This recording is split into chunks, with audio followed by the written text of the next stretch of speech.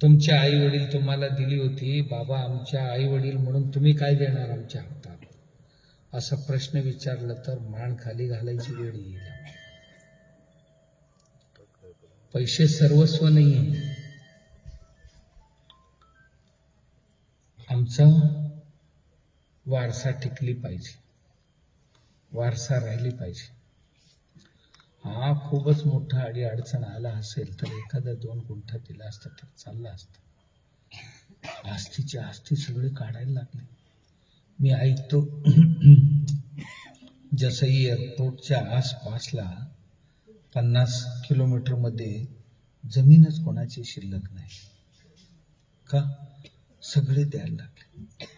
दिल्लीत काय झाले? दिल्लीत हवा खराब झालेली. त्यांना जगायचं असेल तर कुठेतरी बाहेरच जावं लागतं. मग काय गोव्याचाही दिल्ली बनवायचं काय एके दिवशी?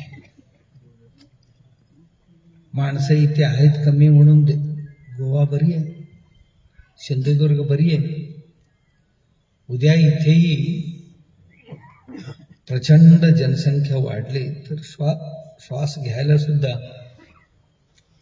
अडचण होईल. अजूनही निसर्ग आहेत, झाडं आहेत आणि हे झाडं बघायला लोक येतात म्हणून आम्ही आनंदात आहोत. आणि उद्या सगळी जागा संपली तर हे बघायला कोण येणार? कोणी येणार नाही. का? हे निसर्ग आहे म्हणून इथे पाहायला येतात. आम्ही निसर्गाचे उपासक बनला पाहिजे. निसर्ग ही देवाचेच रूप आहे. निसर्गातली झाड देवाचे रूप आहेत, निसर्गाची माती देवाचे रूप आहे, निसर्गातले पाणी देवाचे रूप आहे, या निसर्गातली हवा देवाचे रूप आहे, या निसर्गातली उजेड वारा देवाचे रूप आहे. त्यांचे रक्षण करणं, संवर्धन करणं, त्याच्याकरता आमच्या मनातली काम, क्रोध, लोभ, मोह, मद, मत्सर